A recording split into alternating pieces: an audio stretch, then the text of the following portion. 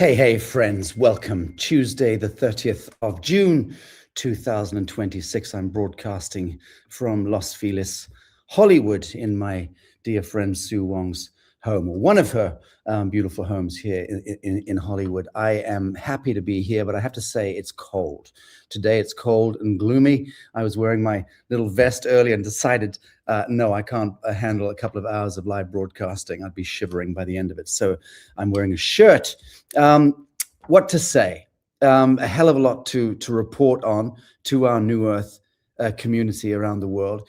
And today's going to be a little bit disjointed. We've got a kind of skeleton crew from our team in the green room because we have limited space there, and we also have more live broadcasts with live attendees. So we've got limited crew, our own NewEarth crew today. You'll have to bear with us. I'm going to try to synthesize where we've been at the last few weeks. The critical focus for us has been obviously tenacity. And I've got Ethan in the green room coming in a moment to speak to that. Just the most beautiful experience, I have to say. I also want to speak about the new Xearth platform, the financial and economics platform, which we've been developing forward. We suspended all of our campaigns in the last few weeks in order to rewire the basement and do a massive upshift. In simple terms, we were invited into taking an enormous evolutionary step just after we're doing our soft launch in April into May, about to push the campaigns out. And the only way I'm going to put it is that certain elements are taking us a lot more seriously than we had imagined, okay? At the macro level, we're being taken very seriously in terms of the platform that we're actually developing for the world. And so there has been a kind of interception or an intercept that has happened. It's all good. It's all positive. But we've had to break a few bones, reset in order to take a much bigger evolutionary step forward. And I'm going to be speaking to that as well momentarily. What I want to do before, just by way of a preamble today, is to give a preemptive 4th of July a message to essentially to Middle America, which is to say to the world. I've always maintained that Middle America is Middle Earth, is the heart and the pulse of humanity in that sense. And on the 4th of July, in a couple of days' time, I will be somewhere on the road between Las Vegas and Hollywood. I'm heading up, I think, tomorrow or the morning after to Vegas to do some filming. And then I'll be driving back down here on the 4th of July. Many people think the world is going to end on that day. Others think it's going to be a huge kind of quantum reset. Something extraordinary is going to take place. Maybe it will, maybe it won't. So here's the thing. As Ali and many people who attended the Mayan retreat that I did 2 months ago, almost today, I used AI, Kai, my avatar, to look at the 4th of July, 2026. I mean, Marsha was with me on the day, and I remember we were discussing this. And we put to work the AI engine, looking at the kind of astrology, the meta-astrological configurations of 4th July, 2026. And what essentially came up was a message that dateline in particular, 4th July 2026, demarcates a line in the sand where the psycho-civilizational software is deleted and reinstalled on that day, on that actual day. That was no prompting on my part into the AI engine. That's just the big astrology. I invite any astrologists out there. I invite anyone who works with AI. Please investigate it for yourself. Take a look at what is happening at the meta level, 4th July 2026. It really does look as though the Mysterium cult Babylonian priesthood that knew something about this dateline this year. So in a sense, to offset that and humanize the notion that 4th of July 26 might be demarcating a very seismic, even possibly apocalyptic trigger for the world. And God knows we've seen the ring of fire erupting and volcanoes and earthquakes and tidal waves and the threat of thermonuclear Armageddon and the collapse of gold and silver and crypto and fiat all at the same time. Well, fuck me, if that does not indicate an apocalypse, meaning to say a falling away of the mask of ages and an invitation into immanence, into revelation, and into becoming the living witness, I don't know what else could demarcate that so palpably, so plainly, so starkly. But my message is essentially this. The 4th of July has always been one of those remarkable days that means different things to different people. And for some, it's fireworks, it's family gatherings, it's barbecues, and parades. And for others, it's the founding of a republic and the celebration of liberty, right? So for veterans, it carries sacrifice and remembrance. And for millions, I don't want to say just Christians. For millions of humans, but emphasis Christians across America, it speaks to the enduring hope that a nation can find its way back under God. And all of those meanings matter. But I would suggest that perhaps on this 4th of July, in 2026, we're being invited to look a whole lot deeper. Perhaps Independence Day is no longer simply about remembering an event in history. Perhaps it's about remembering something within ourselves, because the deepest declaration of independence was never political, right? It was spiritual. It was the moment a human being recognized that conscience answers to God before it answers to any institution of man. And that is the foundation upon which every genuine civilization must ultimately rest. So over the past several years, we've watched the masks fall. Institutions that millions once trusted have revealed themselves to be something very different from what we imagined. Governments have overreached, corporations have merged with state power, information has been manipulated, fear has become commoditized, and the machinery of perception has been exposed like never before. And yet I don't believe that we're living through the collapse of civilization as many would. I believe that we're living through the unveiling of real civilization. So there's a profound difference. So truth has a peculiar quality. It doesn't care whether we're comfortable. It doesn't negotiate with our opinions. It simply waits patiently until we're mature enough to look at it. Isn't that the signature of life, the mark of life, right, friends? And the rites of passage that all of us have to go through. Broken hearts and the death of the beloved and the death of loved ones and the resurrection from the deep, from the sleep that we each of us in our own way have to sit alone with in the dark. Humanity was never wired for comfortable illusion. Humanity was wired for truth, pure truth, which is why so many of us have found ourselves asking questions that only a few years ago would have been dismissed as impossible. Questions about hidden power, about secrecy, about corruption, about technologies that have been concealed, about the manipulation of history, about the nature of consciousness itself, even questions that reach beyond this world and force us to reconsider humanity's place in a far greater creation. Whether every answer is known today is almost beside the point. The important thing is that the age of unquestioning obedience is ending and the age of fearless inquiry has begun. Yes, that is the point.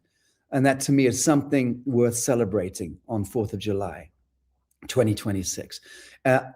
I find enormous encouragement in some of these scriptural references. You shall know the truth and the truth shall make you free. That is the most kind of populist reference point lately since the era of covidiacy began. But notice that Christ didn't say comfort would make you free. Didn't say convenience would make you free. He said truth first, freedom follows. So perhaps we've spent far too long asking governments to problems and looking to third-party intervention. We are the ones, the sovereign men and women, the living men and the women of the living soil are the ones that need to now look to ourselves.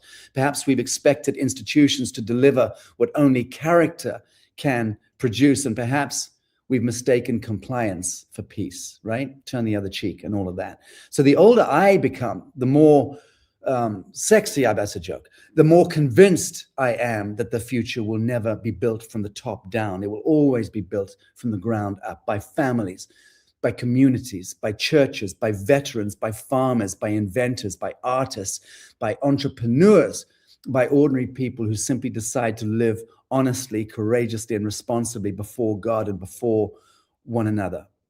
And that's where the new earth begins, not in a government office, not in another election, not in another ideology. It begins the moment we stop waiting for permission to become fully human.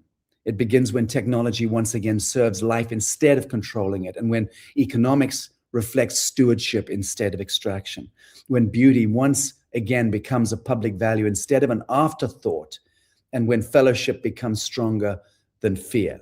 So when jurisdiction returns to the individual, the family, the community, and the sacred covenant between humanity and the Creator, that, my friends, is real decentralization. So stop looking to the fucking blockchain, excuse my language. Stop looking out there.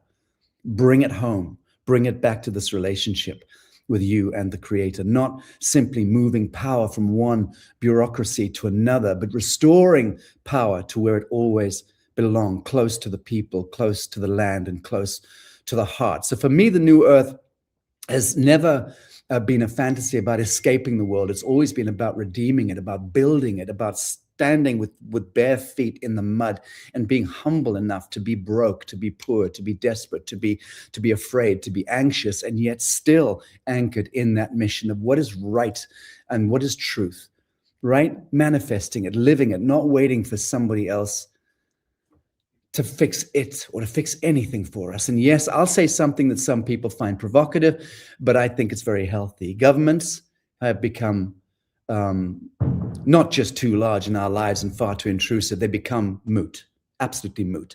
They are convinced, as technocrats and bureaucrats are convinced that they are the authors of our freedom. They are not. Government had its place, and to some limited extent can still keep the light bulbs on and sweep the streets. But government was never meant to replace conscience.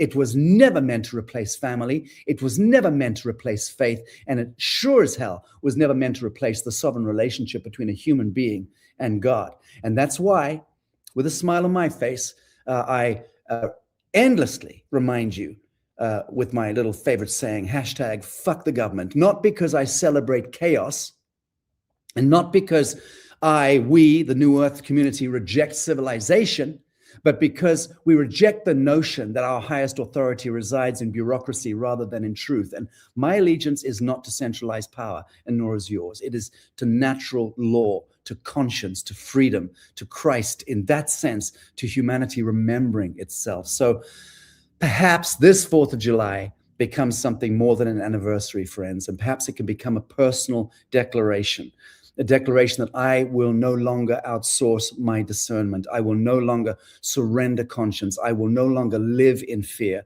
I will no longer accept narratives in place of reality. I will seek truth wherever it leads. I will build beauty wherever I stand. I will strengthen family, my community, and my fellowship. I will become the freedom I have been waiting for, because the next America will not simply be voted into existence. The next civilization will not simply be legislated into existence. It will be embodied into existence. One sovereign soul at a time, one family at a time, one community at a time, one courageous act of truth at a time. So wherever you are on the 4th of July, my friends, celebrate with gratitude, celebrate those who have sacrificed, celebrate those who've stood for liberty, celebrate the enduring promise that freedom and faith still belong together. But above all, celebrate the fact that no matter how much deception has accumulated over the generations, truth remains undefeated. Light overcomes darkness. God, in that sense, remains on the throne, and the future still belongs to those who have the courage to walk in truth. God bless you all, and have a magnificent 4th of July. So that ends my message to Middle Earth and Middle America. And what I'd like to do now is bring on my beloved Marsha Ann Willardson, my comrade in arms. Marsha. Oh my goodness. How many thoughts did you trigger in that preamble? I can't begin to tell you. It reminded of a time when I was looking at the Lucifer rebellion, and something occurred to me that I hadn't even considered before. What if the Lucifer rebellion, a whole idea of independence, was that separation from God, that divinity? What if celebrating our independence is really celebrating the separation from our source? And that the possibility that the line in the sand really is that idea that independence is only by joining with, by incorporating, by becoming that living source in action. And on the way down here, I was thinking about, what it felt like having been on this ride for the last month or month and a half. Yeah. And I would have to only say that it felt like flipping between the density and the divine. That it really is like this, a line in the sand where it's been pulled to the density. This has got to happen, but it's all divine, and just being on that flipping point, that place where it's all really coming together, and that with the intensity of everything and nothing at the same time. I mean, it's just that for me, that was the experience I had on the way down here. So it's just amazing, the preamble, so much to think about in what you've said. We have these notions that we have an omnipotent God, we have an omniscient God, we have a powerful God, and then we live our lives as if we're limited.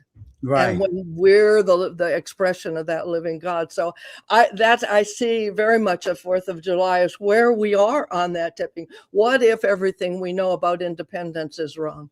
What if it's the blending, if it's the marrying of myself with my divinity for expression that really is independence?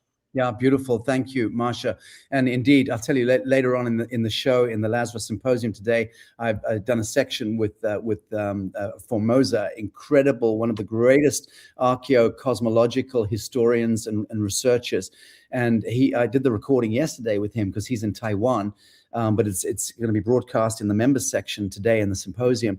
And he has completely, like a number of these progressive researchers are discovering the forensics now using AI, able to see the absolute deceptions of history. When you now look at 1776 and you look at 4th of July, you look at all of these totems and sigils and date lines and calendric systems and what America is and what California is, what Los Angeles means, what the etymological roots of all that we believe to be freedom and liberty and fraternity. And, Napoleon Bonaparte didn't fucking exist. And, the Nazis simply transposed to the United States of America and took over through Washington, D.C. And they were successful. It was Second World War was a huge success to the tool of society and so on.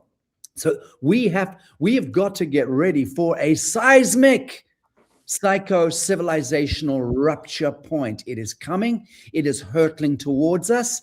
Now, those of us who are part of this community, this New Earth community, the Lazarus community, we are ahead of the curve, so to speak. But even we had better put our seatbelts on and ready ourselves for what is coming, because it does mean paradigmatic shift. Everything that we think we know about genetics, about history, about physics, about astronomy, everything is going to flip and invert. Now, not for the worse, in my view, for the better, but that's not the point. The point is that as it collapses, the old status quo collapses, people who are anchored in fear will move into that tailspin. So frequency X and above is heart frequency and above. Frequency X and below is fear and entropy, disease and death. Mortality is pegged to that. X marks the spot. But in any event, let's bring Ethan in. Brother, you did a fantastic job with Tanasi and the proceedings, you and Alex and the crew, Rebecca and the team. Thank you for what you did. It was moving.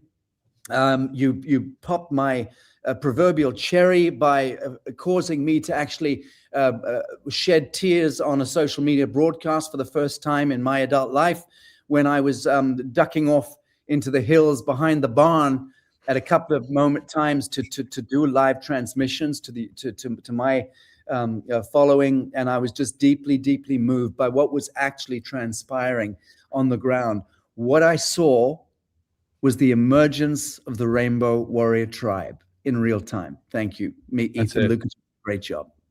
Yeah, and I'm not going to take credit for it because I'm just a conduit. So I accept your praise with humility, but I have to give pass the praise on to where it really counts, and that's the Almighty from Source. And so I wanted to say something though that you were mentioning in your preamble there that I think is very important. A lot of people may not take the time to look into the exact metaphysical science of what you were saying, but I'm very well aware of this and what was actually happening. You know, we did this event with the fire ceremony led by the native chiefs, and you know, not to take away anything from the 8th fire ceremony last year, because that was monumental. That stands at the pinnacle of all of this itself. But you know, the progression of this fractally through the spirit as we move forward through what we call time or fake time, depending on how you look at it. We've talked about that a lot. It's actually an interesting thing that it happened on the 21st, because 21 is 7 times 3, which is a 7 is the Sabbath, which is rest, and 3 is resurrection. And not only that, but the event was 14 days before July 4th.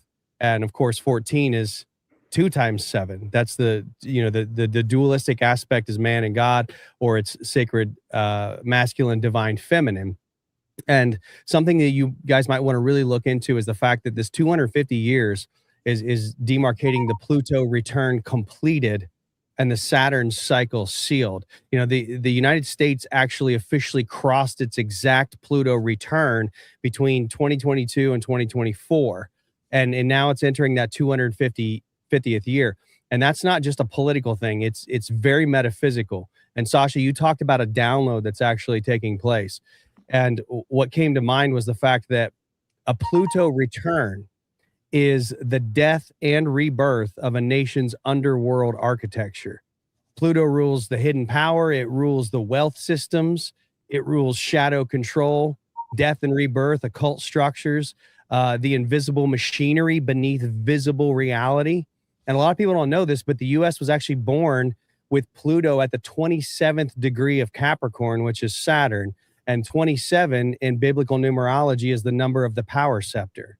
And Capricorn, of course, Saturn, it rules institutions, governments, hierarchies, law, empire, control grids.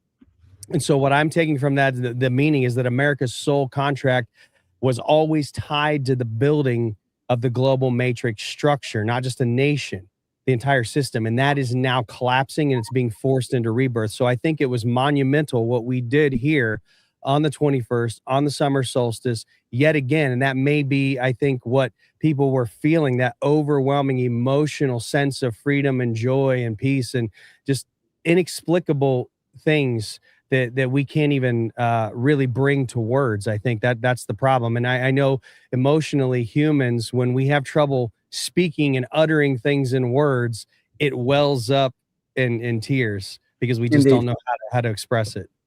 Indeed. Thank you. Thank you for that, brother. Very good. Marcia, did you want to lend any last few comments to Tanasi and the event that we had? No, let's move on. Let's see what everybody else got. I just say, for the pulse report, if you felt my pulse right now, it is extremely elevated. So thank you for joining us. Ali, how did you feel about Tennessee? Ali, how did you feel about it? It was so incredible. I just love getting to know our community and getting to know everybody more deeply, because there were a lot of people that came back. Yeah, it was so magical and beautiful.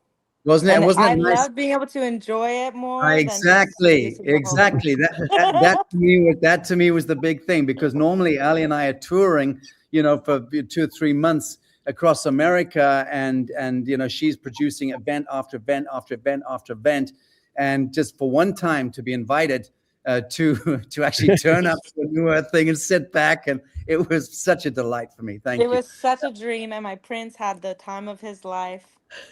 Prince of the Universe. Prince of the Universe is her poodle, who's kind of past his sell-by date, but he is still remarkable. There you go. Very good. Well, And I Sacha, just- I'm trying to help you retire here. So all you have to do is just show up like a rock star with a microphone. You don't have to do all the back work and the crazy stuff. Right. Well, screw you. I'm not old enough to retire, but thank you all the same for that, Ethan Lucas. And I just want to welcome, Kellyanne, who's on the team and been working feverishly with us as well on all fronts. Nice to see you, Kelly. You're late for the broadcast. You weren't in the green room. You get 3 New Earth lashes for that, but you're very welcome. I blame my pups, my guardian angels, and they wanted to walk for a couple extra minutes and they wouldn't stop sniffing. So I'm so grateful to be here. I just wanted to say thank you to Sacha. Again, just being such an eloquent voice for humanity, and this fearless inquiry of truth as we approach, me being an American, raising my family here and seeing the insidious degradation of our truth and what that did to families, and now that coming full circle as we approach the 4th of July. And I want to urge every American and those watching around the world where they're tuning in, as we have been required to pledge allegiance to the flag. That was not our truth. We are here to pledge allegiance to each other, under and with God. And this era of fearless inquiry into truth, this disclosure, era of disclosure, this is not disclosure coming from what has been hidden. This is coming from humanity, from each and every one of us in that fearless inquiry. Never stop questioning. And we are here to come in harmony to question that. But the more important question is, we know and we are getting to the truth, but what are we becoming in the process? Very good. Very good. So thank you. Thank you for that, Kellyanne. I want to, before we wind this piece down, do we have any photographs or anything of Tennessee that was sent through for the transmission through this Pulse report? We do, actually. I have it. Can I share my screen? Otherwise, I can drop it in the WhatsApp to Christina. No, share your screen by all means. Okay, so let's do that. Yeah, let's see. How do I do that on here?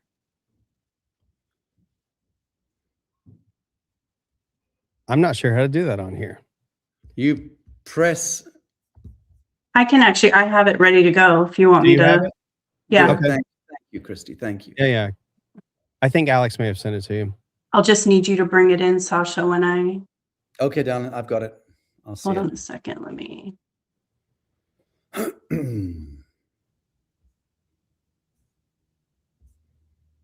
you see that? I'm not seeing anything pop up in the green room. No. Let me do it first then.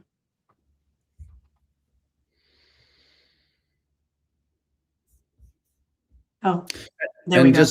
Okay, you've done it. Okay, let me bring it in. Let me see. There we go. Add to stage. Okay, let's speak. There we go. Ethan, a running commentary. Yeah, so this was most of the group. I was supposed to be in this, but I was off running around like a madman. Alex was not in it either.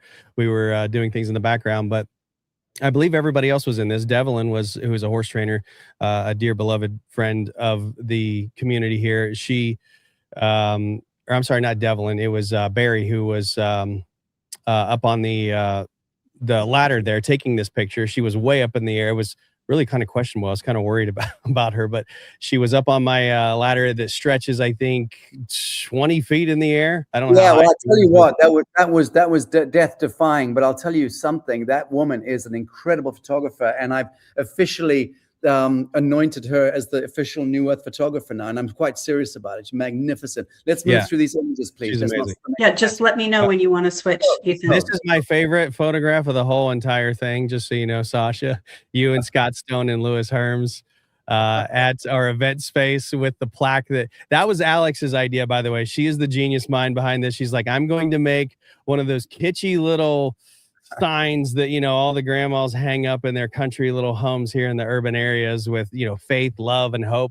This one's hashtag fuck the government, and I love it. So Fabulous. Yeah. And this is Bob and his wife, who Bob is absolutely an amazing architectural mind. And he has been gracious enough to join forces with us and help us design the building out of NewEarth Team. And a lot of people are giving him compliments and raving about these little Hobbit homes. And there's a lot of different styles we can go with, but those are actually my favorite, the Hobbit homes. Okay, let's go. And then this is Sacha and me being a little bit gay, but it was all in good fun, of course. You had to be there. Beautifully defined arm muscles. Yes. It's giving Michelangelo. And there's Marcia and her epic aura on stage. I don't remember exactly what you were speaking about at the moment, Marcia, but everything you said on stage was absolutely important, impeccable, and amazing. So whatever moment that was the moment. And of course, this is Lisa Schimmerhorn, and she was invited because she is a really, really amazing, brilliant quantum healer. And I wanted to expose people to her work and her perspective on things because it's very much aligned with what we're doing here in NewEarth Team. Okay, beautiful. And there is our beautiful, lovely hub, which we're still building out. Of course, we kind of remodeled it into a stage and auditorium for the event, and it's going to continue to be remodeled and made into a main hub. And we'll probably maybe for a little while use it as a stage and an auditorium, but it will probably be enclosed at some point this year. Very good. Louis Herms, California gubernatorial candidate, who actually ran mostly just to expose the corruption and to also force the other candidates into bringing things to the forefront that need to be brought to the forefront. This is, it's Julian, right? That was his name? Was it Julian? Yeah. He shows up. This was completely a divine alignment right here. I have no other way of explaining. This man's been walking from Texas with this cross, and he just happens to roll through Rogersville, Tennessee, of all places. Native American. Could have rolled through any town in Tennessee, happened to roll through Rogersville right during our event, shows up, and that was definitely a godsend there. You had to be there. It's hard to explain it post-event, but it's just the energy that this man is carrying and what he's doing is absolutely phenomenal, and the story is phenomenal.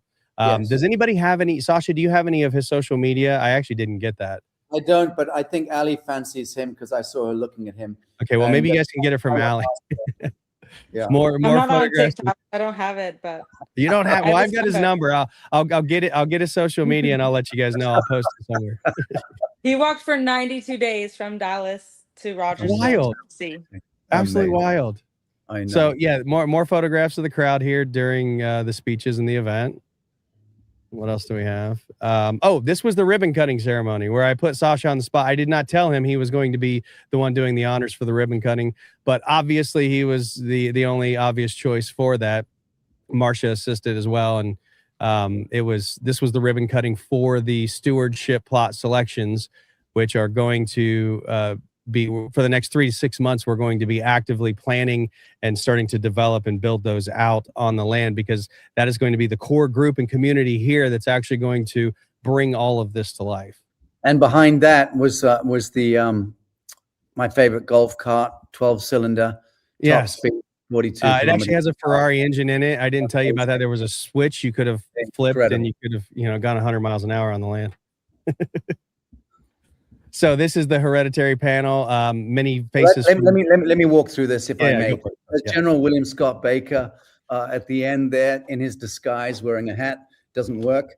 Brilliant human being, a man really centrally involved with the Office of Military Settlements and where the redemption takes us, hereditary redemption, the collaterals, the off-ledger stuff, the real premise and basis of the global economy. He is one of the so-called white hats, no pun intended, but amazing guy. And he came in to spend a couple of days with Marcia, who he's worked very closely with for a long time, and with me. And I can't say any more about those meetings, which were off the radar. But I'll tell you, extraordinary things happening.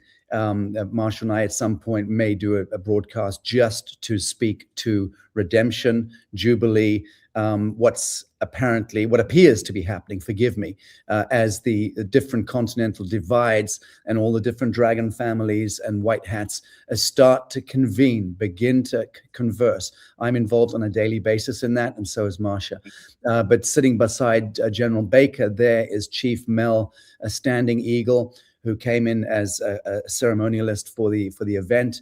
Of course, he's Daniel Brinkley's best friend and such a welcome member of our family. Marsha sitting next to him, then myself, and Chief Sabrina Whitehorse Barnett next to me, who also came in as ceremonialist. And of course, Chief Sabrina heading up the equine Cherokee medicine, equine therapy element of the NewEarth Tenacity project, which is a critical, it's actually the heart of the project, is the white horse magic and the equine therapy piece that we're bringing there. So, and then Ethan sat next to her. But that panel was a really important one. That was the closing panel of the 2 days officiations and proceedings. It was really about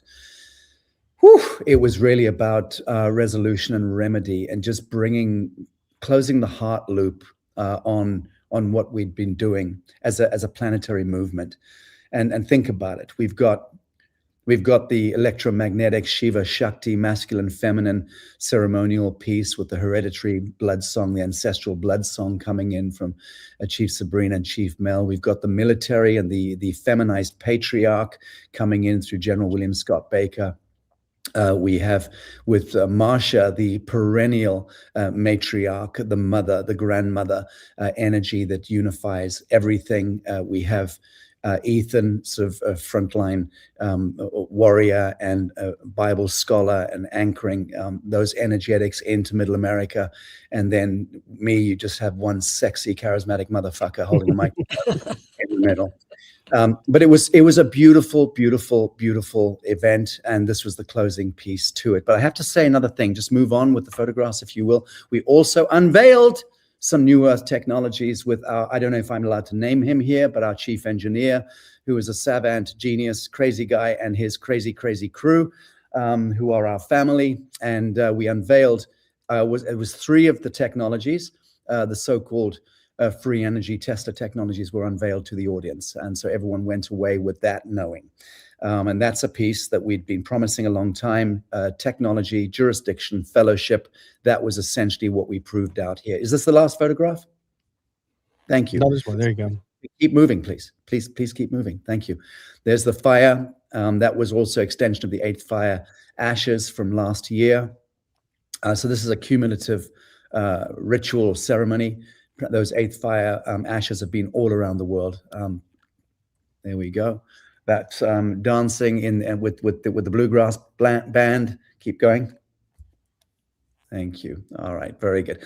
I think that's sufficient. Thank you. You can stop sharing. That's beautiful. All right, Ali, thank you, my darling. Is there anything you wanted to say regarding retreats, what have you? We know we've got some coming up, but we're not really allowed to announce them because we have to promote today only the big Egypt cruise and a tour coming up later this year. And you only want to make official announcements about our 2 retreats coming up. Those are Sacha Stone focused retreats coming up in a couple of months' time, but you don't want to speak too much about those today, correct? They're in like a few months' time, but I don't want to speak about them right now, but we are curating some incredible experiences with retreats, but also with Academy, so stay tuned on both. Very good.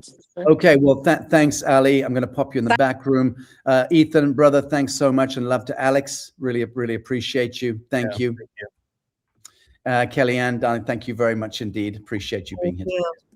And Marsha, last word to you before we move on to the new Xearth. Just get ready to think the unthinkable and be the unbelievable.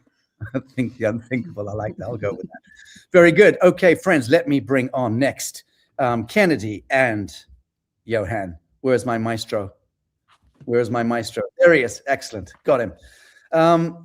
Just lose that QR code, will you please? Thanks, Christy. Very good. We can put a bottom strip banner if we can of the new Xearth. Can we do that? Do we not have a banner platform there? Christy, talk. Christy, can you speak to me, please? It's you don't see the ticker. Maybe you don't see it. Oh, it's just a ticker. Okay, yeah. So there's no banner. Fine. Okay, very good. So here goes. And please bear with me. I'm going to try to synthesize this down. As you, NewEarth community around the world know, in April, we did the soft launch, began pushing out the NewEarth X platform. We began pushing it. We started getting ready for the campaigns with our core affiliates. And then we made a determination because we started to get tremendous feedback on all fronts. At the same time, we were also being approached by very powerful entities connected to the reset, to the Jubilee, to what's upcoming for humanity. I've got to be very careful what I'm saying here. The bottom line is we got caught in a crosswind where we had no choice but to stop, look at what we were doing, and start to rebuild in a much bigger way the platform that we had already started to roll out. The security implications became huge. I did mention in some measured tone, I mentioned that we'd received black notices, cabal interests, and Johan will be the first to nod feverishly here. We received black notices with death threats telling us to pull out the source codes, to pull the plugs out. If we didn't do so within 48 hours, our families were at risk, our lives were at risk. Okay, nasty, nasty stuff. Not a problem for me. I've dodged a lot of silver bullets. In fact, most of my team have. But I'll tell you this much. We looked at all of these notices. We ran a lot of AI as well to see where they're coming from. Where is the orchestration? Is it the black nobility basement, the Khazarian mob in Basel, Switzerland? Is it coming from that basement? Is it coming from the IMF or the world? You know, where is this coming from? We represent, with what we're planning, envisioning, and now building, we represent an existential threat to the status quo. Fact. So no small surprise there. We did have some members of the team getting very nervous and neurotic. And then we got together, Joe, Swanee, myself, Marsha, others. Kennedy, I think Kennedy was involved with that meeting. And the meeting was like, oh, well, how do we address these black notices? My answer was respond with go fuck yourself, literally. Send that back. That was kind of the attitude that we took. We're not going to relent. We're not going to give in to fear. We're not going to take any part of this seriously, these threats. We're going to proceed apace. No. Better still, we're going to 10x our efforts. And that's exactly what we've been doing with Kennedy, Julian, other members of the extended team who are best in class, highest pedigree in international banking, commodities, trade, exchange, the whole caboodle. So we then had a bit of a crisis. I'm talking about Joe and his crew and also my crew. We have a crisis. How do we mix oil and water together? How do we create a platform that's going to be that much bigger and more 1 foot in the status quo, the fiat world, the old world, and 1 foot in the very advanced, progressive crypto blockchain world? How do we create a unified platform that can actually bridge those two universes? That, friends, is what we were forced into a reckoning with internally, and it's caused a lot of pushing and shoving and trying to explore and how do we merge oil and water. I'm going to leave it at that, just to say we've reached a beautiful harmonium point. And we are proceeding. So we're proceeding with building out the big infrastructure. It's going to be 10 times bigger than we ever anticipated. The Ghost Wallet campaign goes back online this week. And we've also improved that dramatically. Not that we needed to, because I believe we're still the best in class in the world in terms of security. But we have also advanced. There were problems with shipping. Many of you saw that. We were having packages intercepted. Joe, Swanee, sorry, brother, I'm talking too much. We had packages intercepted and even open up and hacked into. Speak a little bit about that. Yes, Sacha, thank you for bringing us up here. It was.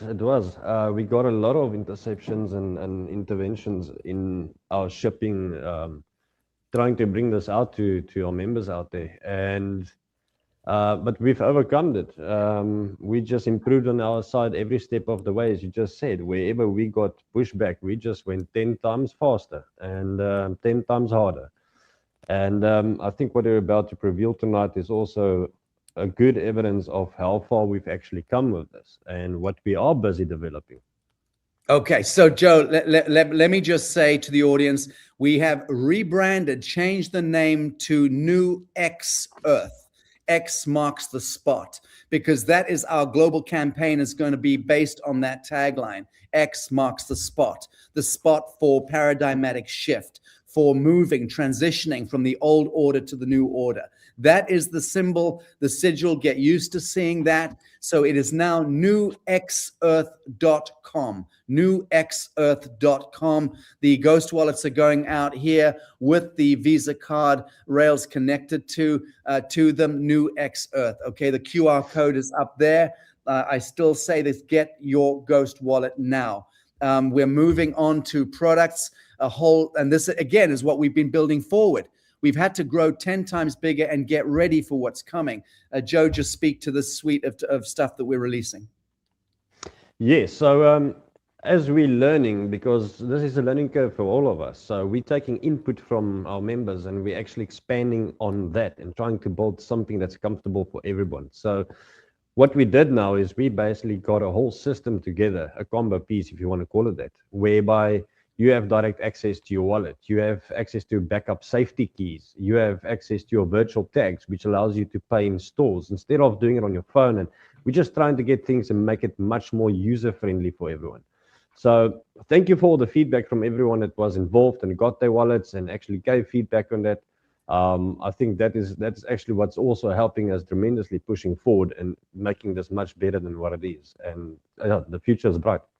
Thanks, Joe. And so just to also speak to this, that's the first generation ghost wallet there, the biometric one. A lot of people told us we don't want biometrics. We're not interested. We don't want it. And there were also certain compatibility issues with some Mac systems. And so we brought this one online so we're now saying you can choose between, have a look in the middle there, the one on the left or the one on the right. So we have these two options. Just explain the difference between this one. Yes, so basically what's happening, as I said, learning curves. We learned along the way that Mac TOWS doesn't actually work so good on the biometric side of things. So this is essentially a replacement for the Mac users, which we are replacing free of charge, obviously. At this stage, we're sending them out. This unit is PIN protected, but it's also got an AES 256 encrypted chip. So you can now get either the wallet itself, or you can get the combo, or you can get the tag in a wallet. So there will be options that's going to be available on the site as well, but it's part of improving. But one question I know already now is going to pop up, that do we need to buy the new wallet now? No. If you have a wallet and it works on your system, it works on all Windows, it works on most Macs, then you're fine, good to go. If it doesn't, just go to the website at the bottom, support, let us know about it, and we'll sort you out. Okay, very good. Thank you, Joe. Really appreciate that. That's very, very helpful. Kennedy, sorry for keeping you waiting, brother. You are leading the slow, steady build forward of the big banking infrastructure with your genius crew behind you. Just thank you for joining us on the Lazarus community meeting and outreach to the NewEarth community today. How's this journey panning out for you so far, brother? It's great. I'm happy to be part of this journey. I'm very much an infrastructure guy. I try to speak because I'm forced to sometimes, but definitely working together with Johan, I can now confidently, unlike what was there at the beginning, say that we will be compliant. We will be able to sit in any room and defend it, because the mission is actually the purported mission of most governments in terms of how do we secure funding? How do we make sure we protect investments? How do we make sure that all the features that we have on the Ghost wallet or any other wallet are there to service the people and the communities we work with? And the light is at the end of the tunnel. We're very much aligned with Joe.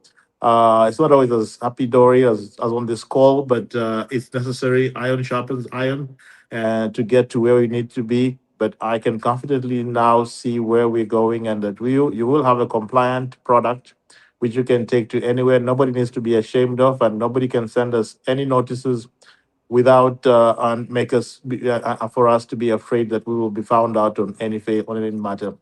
As we build out on start transacting on the NXC platform, we can now start looking at the investments and the ventures of the communities that we're participating with. Today, I received the full checklist from the central bank, so I will be submitting, the preliminary application document to the central bank. So you can comfortably use the platform.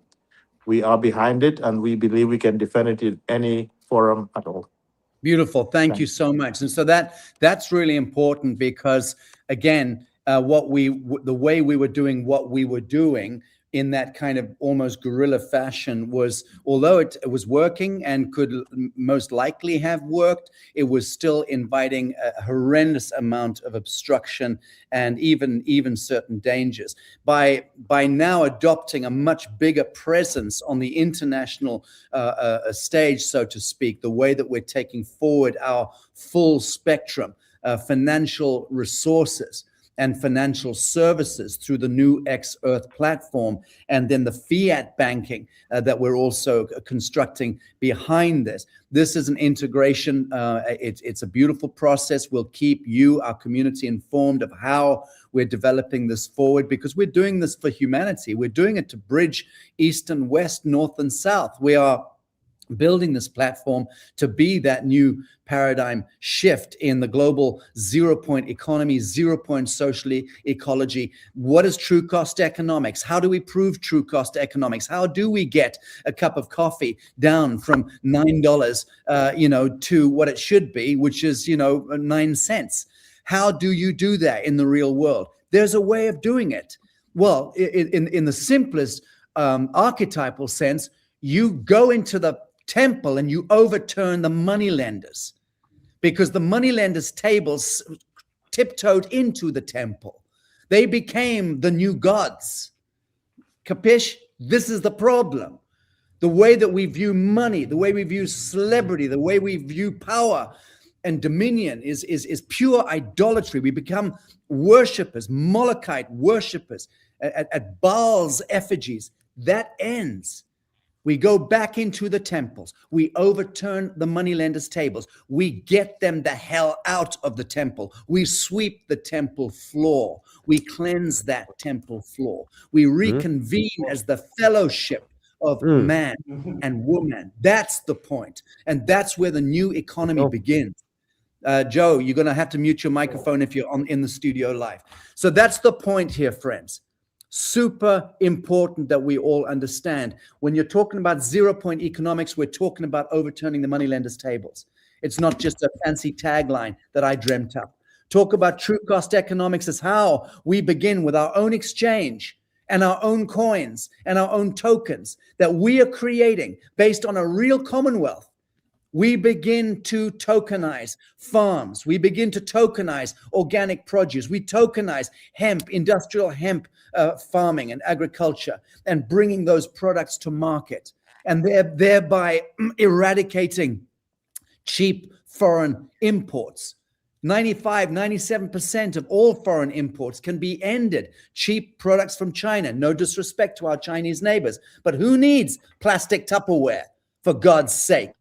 That is polluting and defiling the planet. When we can locally farm hemp, we can locally process the hemp, and we can create beautiful bioplastics using hemp. We can build computers and microchips using hemp graphene, locally produced, locally manufactured, locally processed. We can have food, livestock, feed, the best in class in the world for our chickens and our pigs and our goats and our cows, locally farmed hemp produce processed into pellets, into livestock feed, 20 times, 50 times healthier and more nutrient dense than anything that we're feeding them now, all these chemical poisons. The same thing with the food, the products we have on our shelves in the supermarkets. 95 to 97% of every product you can see in a supermarket shelf or in a 7-Eleven store is a poison. And that's the issue. So the real commonwealth is reclamation of health, reclamation of sovereignty, reclamation of our own social economy and social ecology. That is where X marks the spot. I'll say it again. And just to be tacky, I'll do that. Boom, boom, boom. Remember that sign, friends. Okay, very good. Kennedy, thank you, brother. I know it's late in Southern Africa, or where you are right now. I think you're in Zambia right now. Is that correct? We're on the same time zone with Johan. Very good. Yeah, Johan's in Cape Town. I think you're in Zambia. And our best regards to Julian and Anton and the rest of the team. Kennedy, if there's anything else you'd like to add, please, you've got the mic. Otherwise, we'll bid you adieu. No, I think we'll get on with it. and keep Very you good. informed as we make progress. Beautiful. Thank you, Kennedy, so much. Joe, brother, is there anything else we want to touch on that I may have omitted? I think that's about it. We covered it. I'm happy. And I think, yeah, as Kennedy said, let you move on. Very good. Very I good. hope to see everyone soon on the website. Very good. Marsha, any last words from you on the new Xearth platform that we're creating for the world? Yes, and when you're turning over the money temple, the temples, the tables in the temple, you got to think about that's your own thinking. You're the temple, and your own thinking is turning this over. Where responsibly, as the sovereign, where am I giving my energy? What am I creating? What are we creating? So that's just my final. Very thoughts. beautiful. Thank you. And I just want to bring in here Leith Masters from the World Hereditary Council and the International Tribunal for Natural Justice, because Leith is also working very, very much in the arena of redemption and hereditary redemption and the financial economic redemption, again, at that high level behind the curtain, where we're talking about off-ledger funds and the true value of nations like Sierra Leone, like Eritrea, like Central African Republic, like Sudan, all of these dirt bowl, poor countries that have been utterly marginalized with a negative propaganda and public relations campaigning by the Western cabal. Those countries hold invariably the true value of this world. And Leith, you're very welcome to the Pulse Report today. Just a couple of words on this subject. Thanks, Sacha. Thanks for the opportunity to give update. Yeah, so, obviously we're at the end of a very old and corrupted system that has allowed itself to encroach into our lives in ways that are unbelievably traumatic to most of us. Things like governments managing families and so forth. That's just totally not acceptable. So we're taking all of that back. We can see that with the International Tribunal for Natural Justice and the World Hereditary Council, this initial year of us doing testimonies, we're about to do our 10th testimony. There's such an upsurge of knowledge coming back through, people granting themselves permission now to speak. When we do our clip in a minute, you'll see Delark, and he was told from being a very young child, just be silent, don't tell anyone what you know, or you will not live very long, and wait until the time comes to be able to speak about this beautiful ancient knowledge.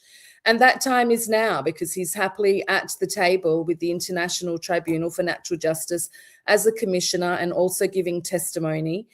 So we're at the end of this doctrine of discovery that ran for 3 years, 530 years, and only just 3 years and 3 months ago it ended. So it's an amazing time. Christy, I don't know if you can get that astrology chart up. Can you get that up at all that I managed to put in? We could have a quick look. Thank you. So not only are we just at one Pluto return that Ethan was talking about, of which every Pluto return is 248 years, we're actually at 3 Pluto returns. You can see I've put a red mark around the 3 Pluto returns there. So if we go to the first one, that's when we went into the Unum Sanctum Trust as property of the church in 1302, just slightly after the Magna Carta. Then at the first Pluto return, we went into the Poor Laws with Henry VIII.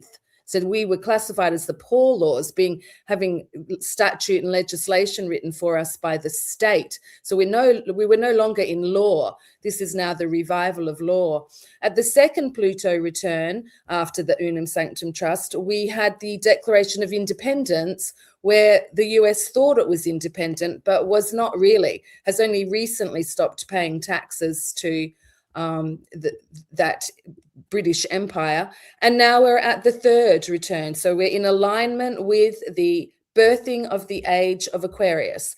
And the beauty of Pluto is it is the most outer orb. And so we are responsible for driving it, so it doesn't go off the rails. And you can see how many incredible people are at the table driving this Pluto reinvention of humanity, because it's all about our freedom and we're taking back our freedom.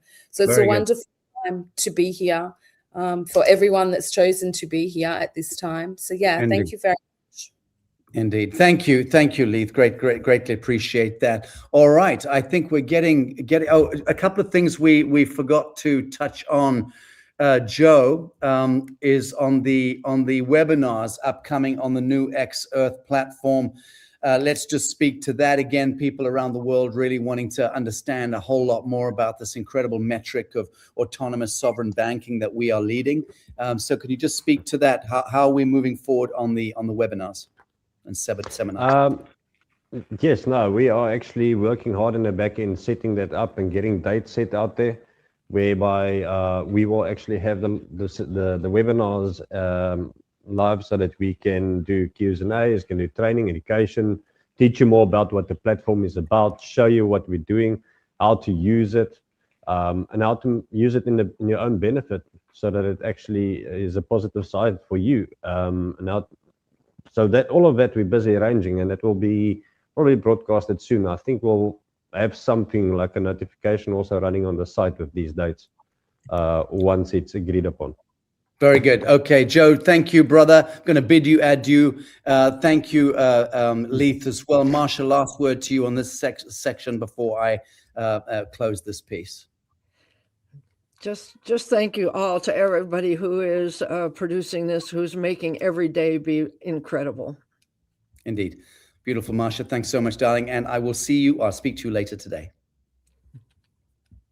Very good. Okay, let me just remove Marsha there.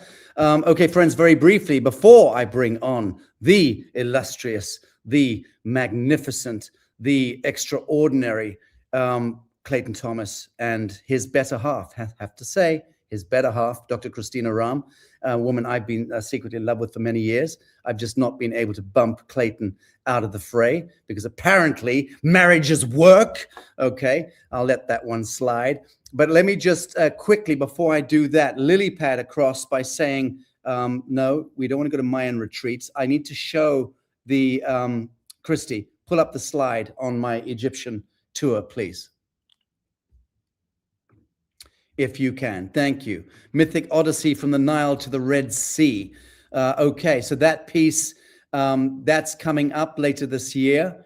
The last one I did in October was a huge success. I think we had 55 odd people came on that. Egypt, Cyprus, Greece, ancient Greece, and Turkey expedition that we did. It was quite extraordinary. This one, this year, I'm focusing on Egypt and the Sinai and the Red Sea. So we'll be doing all of that and check it out. Is that QR code presumably is workable? Is that the only image we've got, Christy? It's a little lackluster for what it is that we're doing. Is that the only image we've got? That's one of my AI images. You can ignore that. Okay, and the other thing I wanted to mention briefly, friends, is this one here. So July 16th, that's in a couple of weeks' time. I'm heading out to do a congress in Mount Shasta, and this is the Atlantean betrayal. So this is the first time ever I get a chance to do a full day's talk, probably approaching 7 hours. It'll break for lunch.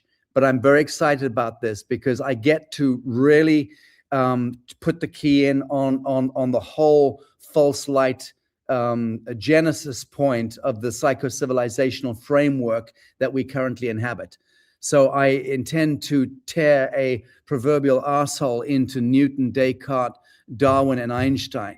And that's not to say I don't think Newton was brilliant. I think he was absolutely brilliant. And Descartes to some great extent. I can't really say the same for Darwin and Einstein. But I'm speaking about the old Atlantean and fallen light of Atlantis mythic framework or conceptual framework of reality that we've inhabited, certainly for the last 13,000 years. And I'm going to go through all of history. I'm compressing the whole thing into a 3-hour session in the morning. And then in the afternoon, I'll be, if I can just pull that back up again very briefly. My eyesight's fading, Christy. There we go. In the afternoon, the geometry of revelation. And this is unveiling the full alpha omega of the New Earth blueprint. And at that point, I will be able to speak to the audience about in the private stuff I'm not able to speak to in the public, including at Lazarus Symposium, but I can show the photographs, show the forensics, and get very, very juicy in terms of tearing out from the Babylonian basement all of that old grisly stuff that we can now dispense with and discard. But it's important that we see it first, right? So that will be done, and then moving into the full blueprint, speaking about what we're doing in Africa, what we're doing in Asia, what we're doing in Central America, North America, and so on and so forth. So if you can make it, friends, 16th to the 21st in Mount Shasta, join me at that Congress. Now I move on to the section I've been waiting for, and so happy to be doing so. I want to speak to two of my besties who I've not seen together for way too long.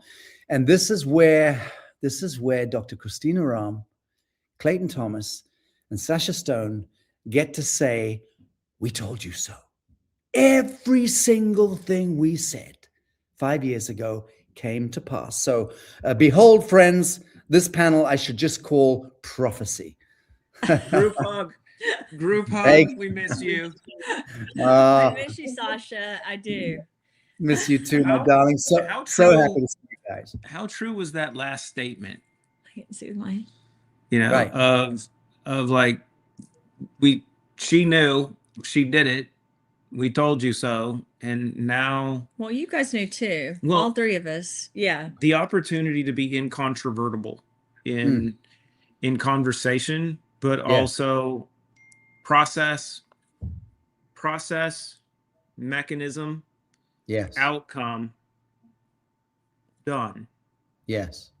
And now I think now, you know, as the process that you've been on in being all over the world, and the process that she's been on being all over the world, and where we sit now, I was having a conversation about this earlier. You have people that want to continue to talk about the same subjects, and you know, we're frequency based. All of these things are going on. Yes, all those are true.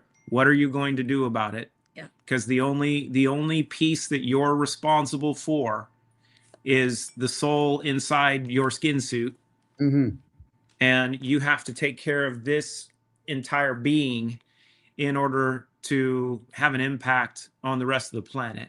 Because if it's cellular biology, you know, at its basic level, if each of us is one of 8.5 billion pieces, but then when you include every animal on this planet and the rest of the ecosystem that we're all connected to biologically, then if you're toxic, right, you are literally by definition cancer to society.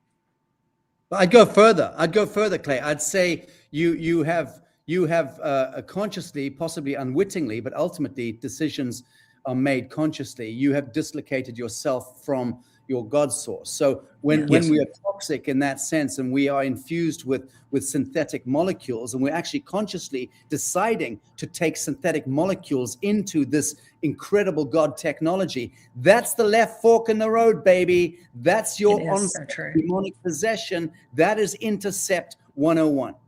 Yeah. So let us allow this one to kind of dive into that, because I think what you've seen, what you've been doing over the last few years, because we haven't had an opportunity to do this, but with what Christina's created and we've put in the market in the last year and a half, to go along with the sequencing of what was done initially and what has been proven true as far as the Trinity and how it functions. Yeah. And now, I mean, she's got 50 plus patents all around the outcomes and the processes that have been done. But you've talked about this a few times recently in podcasts. Can you walk through where, from a sequencing standpoint, and where we are from humanity with some truths of environment and food supply and why each thing has been done and what people can and should do? So thank you, Sacha and Clay. I think the three of us were, I know, we were all on the same page. We understood that there was a frequency-based problem going on that impacts us because we're energy, right? And we're the sole source, the best source of energy in the world. That's why when people ask me, could they use human beings as an energy source? Yes. So we have to protect our energy. And creating a product like Clean Slate was really important because in order to remove the toxins, not just from the whole body, but the pineal gland was a first step. We took different steps in the process using frequency-based medicine and science that's patented to really clean out the toxins and the GMOs and the microplastics and everything else, whether it was clothing, skincare, or starting with the most prominent that really helps us, which are nutraceuticals, because people think pharmaceuticals are the answer, and they are definitely helpful in a crisis situation, but to really help with longevity and resilience, we've got to level up every day. And that means the mind, body, and spirit. And one of the things I love about Sacha is his focus on the spirit and the soul. You know, ego and pride come from the brain. And anyone that knows me knows I'm always trying to protect what I know and understand, because I know good and bad people and beings will want that. Our goal is to clean ourselves and be as high and as enlightened as we can be, and to level up. And so some people believe in the matrix, some don't. Here's what I'm going to tell you. We are an energy source. We're like a grid. We're like a matrix. And you either choose to clean that out, and silica, which is that comes from a zeolite that's used frequency based, like Clean Slate and Clean Spirits, are helping not just with the overall body, but of the organs. Because Sacha, if we can't communicate, if we don't know who we are, we've lost the whole battle. Yeah. And so I think one of the moves that has been made on society is through the chemtrails, through 5G, through EMFs, through all the stuff that's out there, the pollution. We can't think straight. People are depressed. They're sad, they're anxious. Instead of being in fear, we got to step up with our spirits, with our souls, clean out our bodies, and really be able to communicate. And I think that's why the Root Brands was so important. It wasn't just one product. It was a community like Sacha's that we joined hands with, understanding that our job is to be an enlightened person that's helping the world find safety in a tumultuous time that we know has not gotten easier. When I first talked to Sacha, the first call, and I don't know if you remember this, Sacha, we talked about parasites and fungus. We talked about the economy and wars and what was going to happen. And I think a lot of that came from our experience of just knowing what happens in the world. But a lot of it came from us having I don't want to say we're enlightened and other people aren't, but us having a cleaned out pineal gland where we're able to really focus and spend our lives knowing how to communicate. Everyone's worried about the neural link. And here's the thing, there are certain individuals, and all of us have the ability to be able to understand and know more than we do if we can clean our bodies out and if we're able to communicate. But that can only happen through honestly taking the things out that shouldn't be there, and then supporting our neurotransmitters and our microbiome throughout our mind, our heart, and our gut, so it works. And that's where I think the two communities have really worked hand in hand together to help humanity. Beautiful. What pushback are you still getting, if any, from the status quo, from Big Pharma and the status quo, given this seismic shift of having Bobby Kennedy, on side and moving into the most powerful throne in the land? So I've been invited to be on different committees with our government and with organizations, whether it has to do with the UN, with WHO, or with our current administration. I have decided to focus more on the science side of what we're doing, because for me, that's the path forward, because the positions right now in our country are fluctuating on a daily basis. Who's over, the Department of War, or who's over SEC, who's over the CDC. It's all FDA. It's just fluctuating. From a perspective of how I think we have been attacked, it has been a continuous effort through the last 6 years. However, I feel like we have stabilization because we've aligned with people in the environment and in this world that have protected us. And I think that's one of the key sources right now. I tell people, find your community, find your niche, develop that inner circle. The bad things are not going to go away. So Sacha, some of the things you were teaching me when I first met you, you didn't know this, but I thought, gosh, that just seems so odd. It's so different than what I've been exposed to. Now, fast forward 6 years, I understand more and more and more every day the reality of where we're living and what's going on and what's here, that we're dealing with on a day-to-day basis that most people don't. And I think that's where my eyes have been opened. And I hope the rest of the world is having their, we're having all of our eyes open, because that's the only way, in my opinion, we're going to make a change, is if we deal with reality. And the reality is not great at all times right now, but we have to deal with it. Can I add a couple things to that real quick? Please. So the big thing in America, as the three of us have gone over intently, right? This Maha movement has been a great misdirection, at least in my opinion, because you have people that are now putting focus on the beast because a couple people were brought inside to be decision makers in a process. Yeah. But there's a couple truths that we have to understand that have always remained true. And as we get ready to celebrate our 250th anniversary of what was initially created, it maybe changed a little bit over time, maybe controlled a little bit differently, maybe hijacked, could have happened. But the government is not coming to save you. The government is never coming to save you. So the assumption that because someone is in a sitting office inside the government and they're going to have an influence over the machine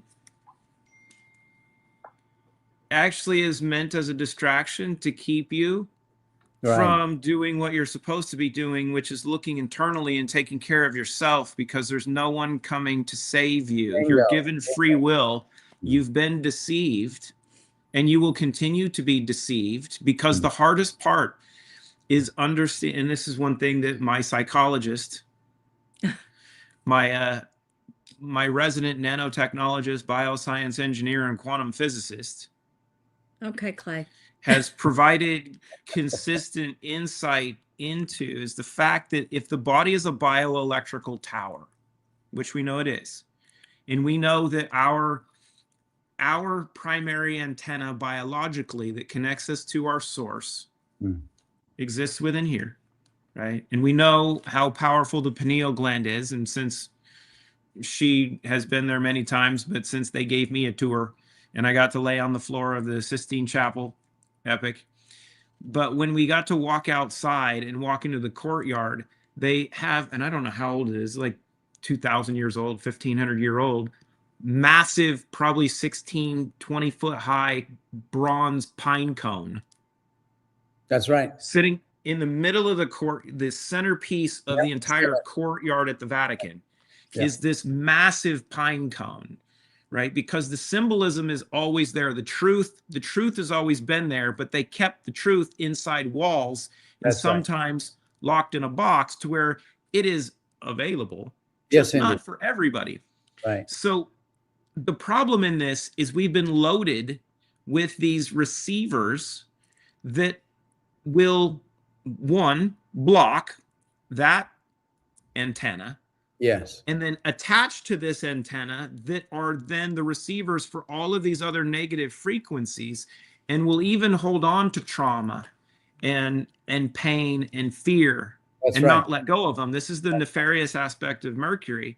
That's right. So the foundational truth to this is we have to clean up the tower, because if you clean up and clean off what's there, and this is not a one product thing. There's no one silver bullet to this. You need to be a bioscience engineer to understand the hardware and the operating system of the tower.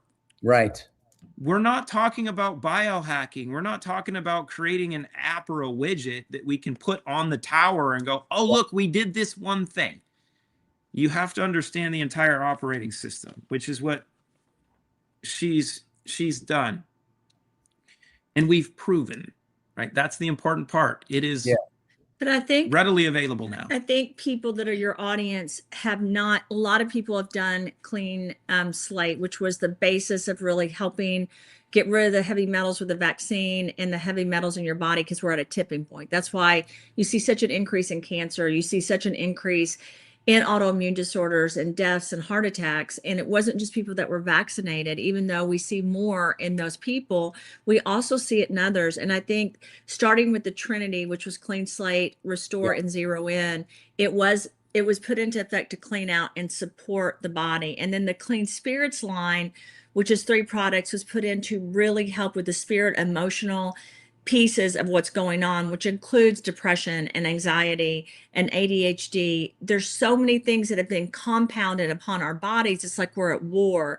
And I think, Sacha, as we've grown, we even added a peptide blend that uses frequencies to help people. Like, I've really gotten into the hormone part for men and women. I'm getting ready to launch some things to help with testosterone and estrogen. And I started with peptides and with weight loss, because people were doing GLP-1s, but they were looking too skinny.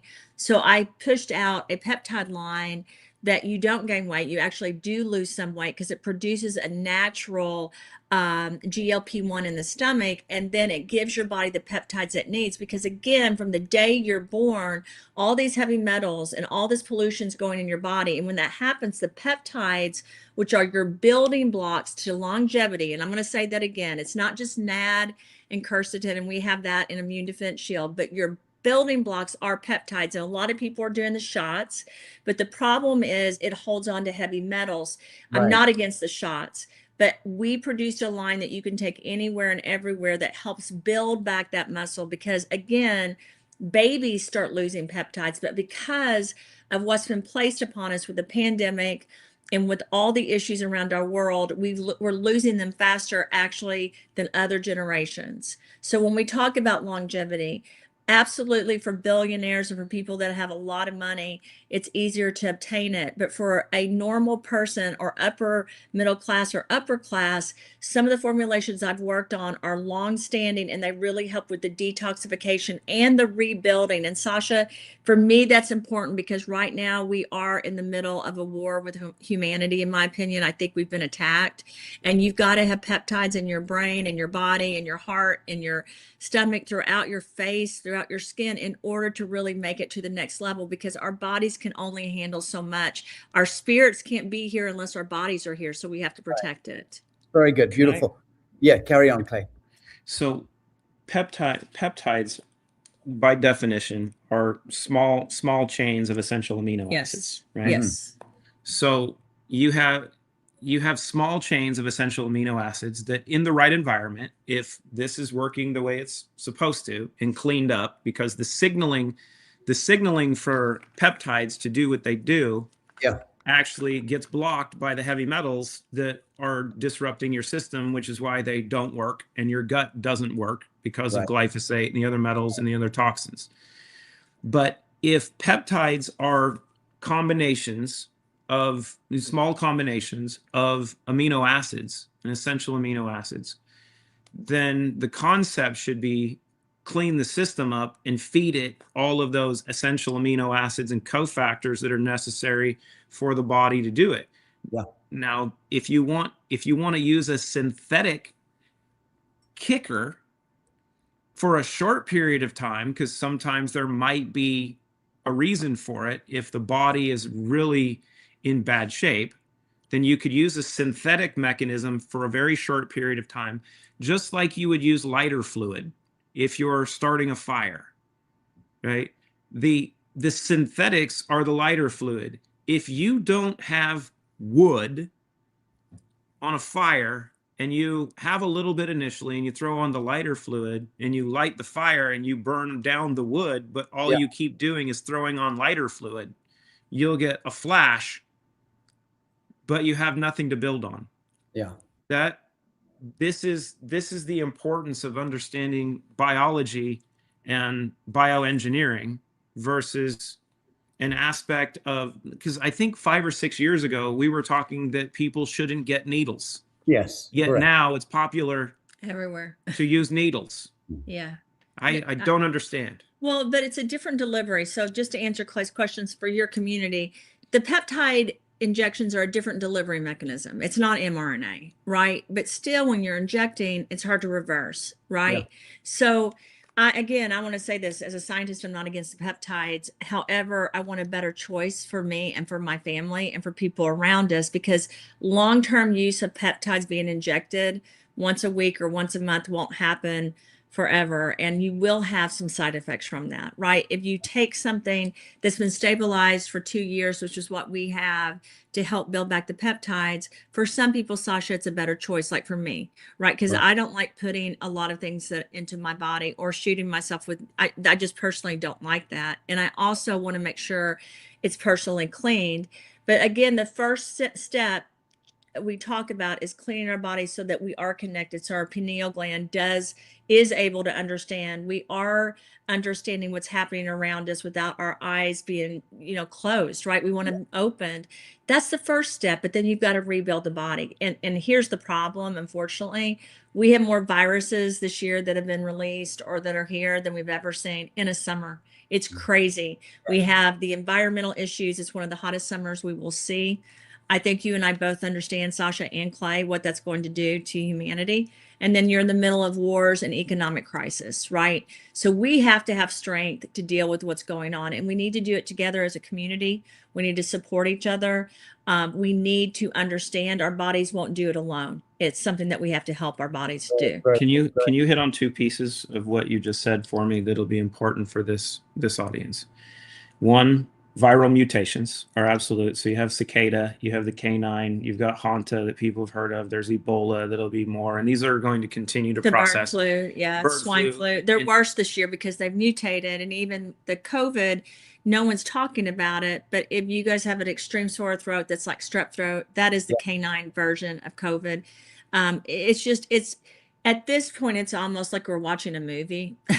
Right, what we're seeing happening, and so you have to give your body the tools. It's crazy what we're seeing. But Let me you hit on for a moment. I want to just speak to this because I have some commentary myself on everything you've said, and it's like this: when we continue to tap dance on the checkerboard of the kingdom of the devil and play into the dialectic that is presented to us, we are naturally falling victim to a stasis in our consciousness, and we are abnegating and surrendering our true sovereign flame, stepping back and allowing ourselves to be fed and pushed into, pressurized into the next paradigm. So the fact that there is an onset of even more nefarious so-called pathogens and viruses doesn't make, to me, it makes absolute sense because of this abnegation of our sovereignty. So the point you were trying to emphasize, the front end of this, is that, and why Clay quite deftly alluded to the great big golden acorn pine cone in the Vatican complex, which you actually see in all of this kind of heraldic buildings all around the world, of the ancient world.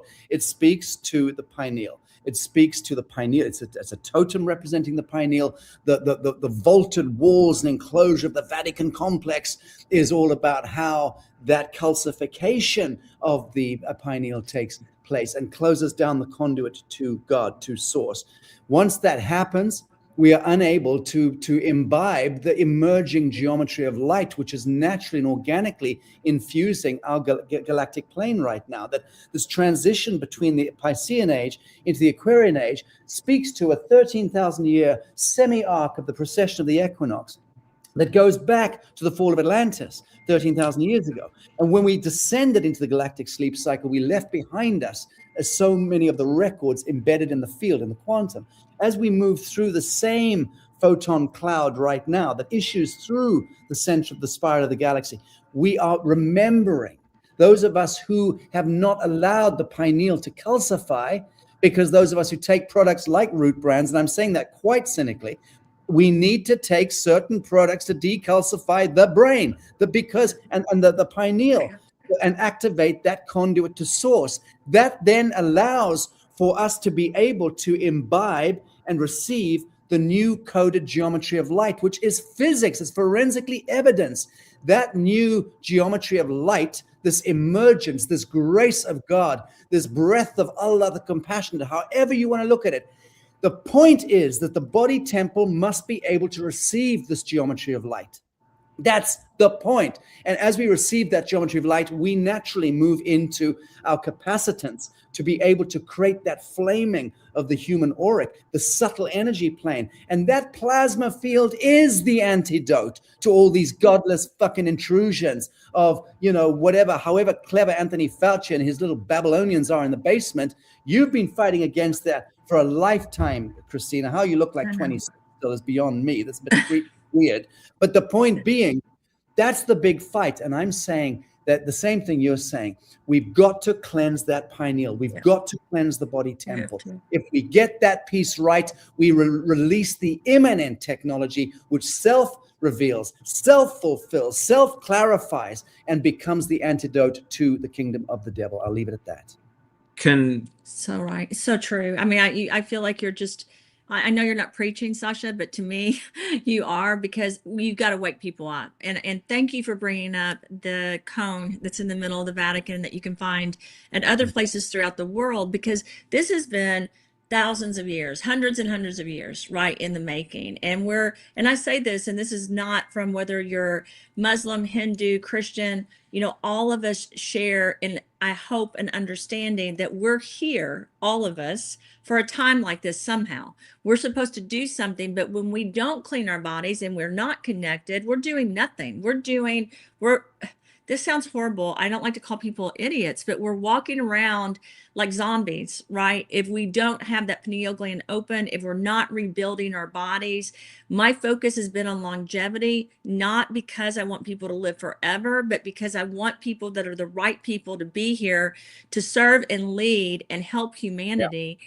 And whether you believe, and I know Sacha, and I know this community, you understand there's more things going on than we can understand or accept, or most of us can accept on this earth. We have a responsibility to those, though, that don't know, to at least help them understand that they've got to they got to wake up. They've got to see what's really going on. And then we have to take positive action together to, again, do the things that Sacha's saying with the land, air, and water, and environments and communities, and create these so there are safe places and safe communities for people to go that understand how we need to live and how we need to grow humanity while we're here on this earth. Because let's face it, everyone, we're here. If we want to survive right now, we've got to take care of our bodies while we're doing this mission. And I call it a mission because, again, people talk about AI, they talk about the matrix. You can't even use AI if the pineal gland doesn't work because you don't put in the right information. And the fact is, we have moved towards an AI world, whether we like it or not. We have to accept it, and we have to be smart enough to work in this world. And to do that, we have to clean out our bodies, or we're just going to have a bunch of machines making decisions that aren't accurate for this world. And that's the truth. Yeah, very good. Very good. So we've got questions coming in from the audience, obviously hundreds and hundreds of comments, and most of them are just sheer adulatory. I'd call it almost idolatry, calling Christina a genius, and so on. So I'm going to bypass. Actually, can we make sure we correct the record on that? And there's one there for you. Clay, 1 second. She's not a genius. She's actually been diagnosed as a savant. Okay. According to I like how Sacha explains me better. Okay, so let's go through some of these questions. Is the Vatican subservient to an off-world overlord? The answer is yes, but I'm not going to go into that right now. Yeah. Let's go into this one. Bobby has not been able to remove the use Roundup from our food. Actually, it deemed as necessary. Speak to this. Can I hit on that a little bit? Yeah, please. So, one, the government is not here to save you. So I want to hit on just a quick pathway of how this machine functions and how it behaves so people can see the whole circle of continuity in this. Because there's been many things talked about 3 big hedge funds that own and control everything. Yeah. But in the last 6 years, there's been 1976, the World Health Organization published a paper that mercury is the cause of pretty much all chronic degenerative disease. The same year glyphosate was introduced, right? Monsanto is the producer of glyphosate. Glyphosate's been very well established for what it does. It's poisoned this entire country. There's less than 3% of the grassland on this continent that isn't already loaded with glyphosate. Even if it wasn't planted there, it travels by the air. So this is done, right? This is 50 years of exposure that we're dealing with that hasn't been cleaned up. It's not going away, and they're not going to stop it. It's part of the machine. Yeah. Bayer acquired Monsanto years ago with the understanding that Monsanto is on the hook for, what they've done allegedly. Interestingly enough, a couple years ago, Pfizer and Moderna introduced some vaccines into the market that had been researched going back into the 1980s that have major side effects and major issues. Based on the data that they were gathering from the time that they were put in the market of required to do post-marketing analysis, the black box warnings and such to go along, they voluntarily, because they're such a great organization, voluntarily removed those 2 original vaccines from the market so they didn't have to report the adverse evidence that they were finding from all of the data that they were gathering, that we know these things. Yeah. Interestingly enough, earlier this year, Bayer filed suit against Monsanto and Pfizer for their actions in releasing those 2 vaccines into the market because they know the data that Pfizer and Moderna had going back to research that's been done for a long time with this delivery mechanism. Yeah. My psychologist and resident bioscience engineer had done some work in those areas, so she understood what they do, but she also understands how to clean them out. Yeah. Hence the Trinity. Well, but these companies are all owned by the same entity. So Bayer's going to get a settlement from Pfizer and Moderna that just circles everything, but there's never going to be any and they're change owned by in this. and they're owned by the parent corporation, which is the Vatican complex and DC and the City of London and Basel, Switzerland. So you're right. All roads lead to Rome in that sense. We've got to be smart about this. And these things won't change. These are known. These are absolute, but they're not for us to change. We have to clean up ourselves. Viruses are real or not, and I know that your audience, Sacha, does not believe. A lot of people don't believe in viruses, and I'm asked about this question all the time.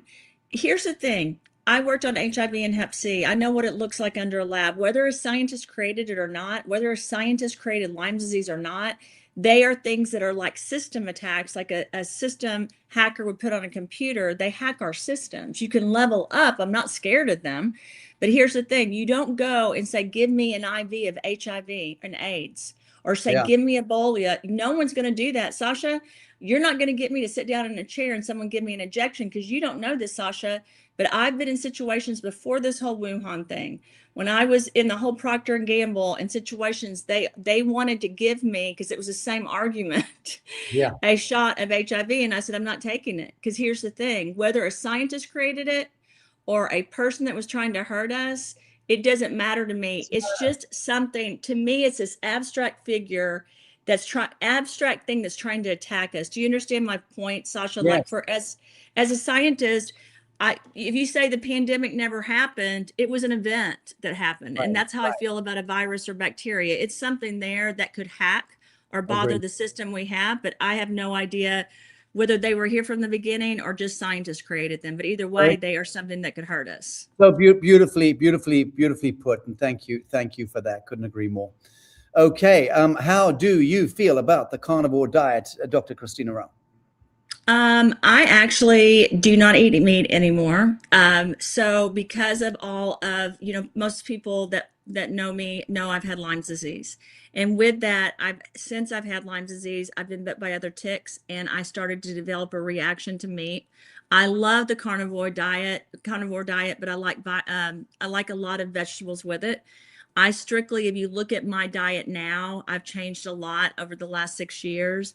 I eat a lot of protein. I love fish. I love chicken. I love almost every other meat that you can get, but I also love vegetables. The problem again is I'm always conscious of what's in the food. So there's a product called Zoated that's under the Clean Spirits line that I add to meat or to vegetables to help detox it while I'm cleaning it.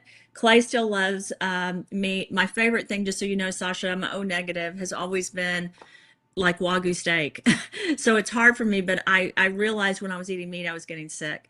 So whether I have the virus that's caused from certain ticks or whether it's something that's happened naturally, I don't know. There is a little bit of paranoia, just so everyone knows, on this call, because I have been at the World Economic Forum every year, and they've talked about basically meat carrying things, it has been hard for me to get I'm just focused on making sure my body's healthy. So I'm very careful. I'm an O, so and an athlete or prior athlete. So food sources and protein sources have been crucial, especially being an O. That beef was the original performance enhancing supplement going back to the first Olympiad. You know, you had the Greek population that subsided mostly on pork, and those that could afford this is true. Those that could afford beef actually destroyed people in competition. So they banned beef consumption as a performance enhancement product in mass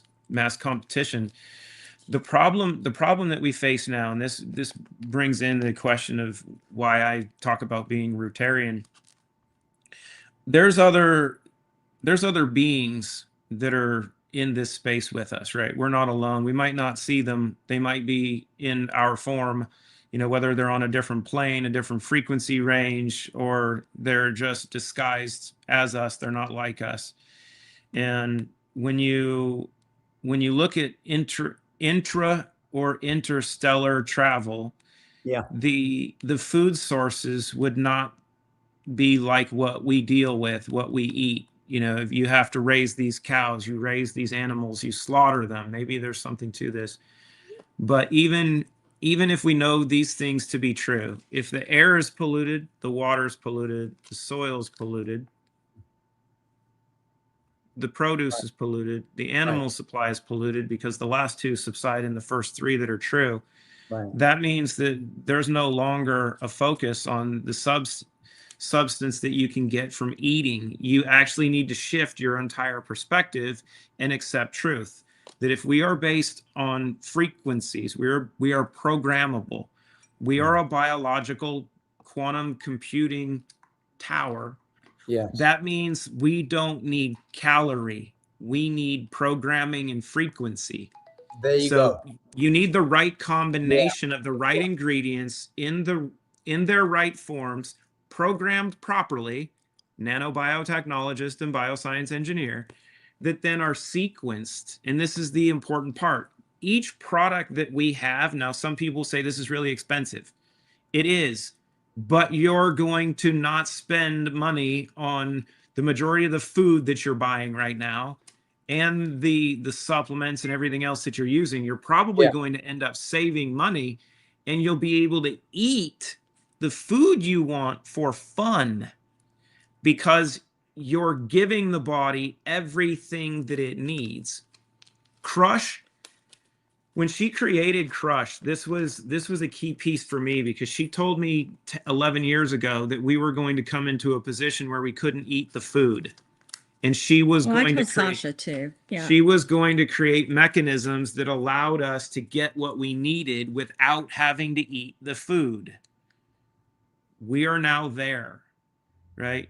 If we look at the alpha gal conversations and all these Lyme conversations, the part that's not talked about is this: the tick problem isn't in or on you. The tick problem's been on the cows, and the food itself is already so toxic. And grass-fed beef is the number one leading indicator for colon cancer. Now, it would be nice to have someone that was working on the Human Genome Project and the microbiome to understand what's going on in the microbiome in the gut, and if that is true. Oh, that's her too. Exactly. So, the microbiome, the gut, the glyphosate in the environment, this is destroying the microbiome of the body. Yeah. And so the food that's all loaded with glyphosate, whether it's air, water, soil, it's in animals, it's in produce. Yeah. All of that, while you think is a nutrient benefit, is actually destroying us. So it can. And I speed read, Sasha, so I can look at your comments. And I saw one of the people said they eat what they like, what their body tells them. And I'm going to say this as a scientist, as a psychologist, that's great, because your body does tell you. This goes back to what we talked about in the beginning when Sacha, Clayton, and we were all talking about the pineal gland and the microbiome. By the way, everyone, that microbiome is not just in the brain and the pineal gland. It's in the heart, it's in the gut, it's in your system, even the hormonal pathways. Because I want to touch upon this. We're in a sexual recession right now.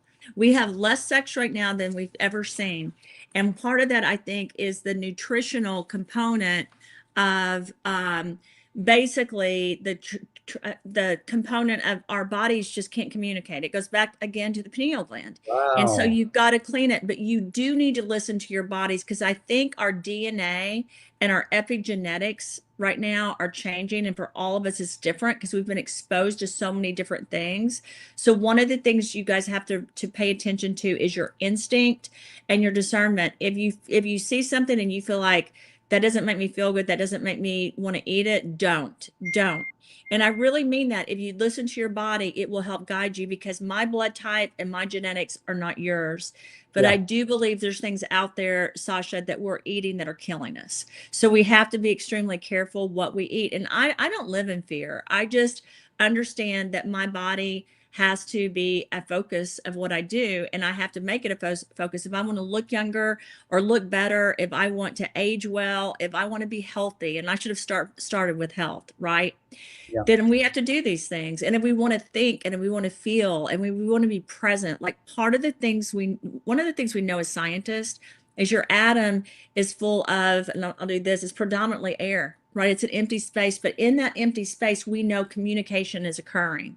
Right. So we really have to dig into.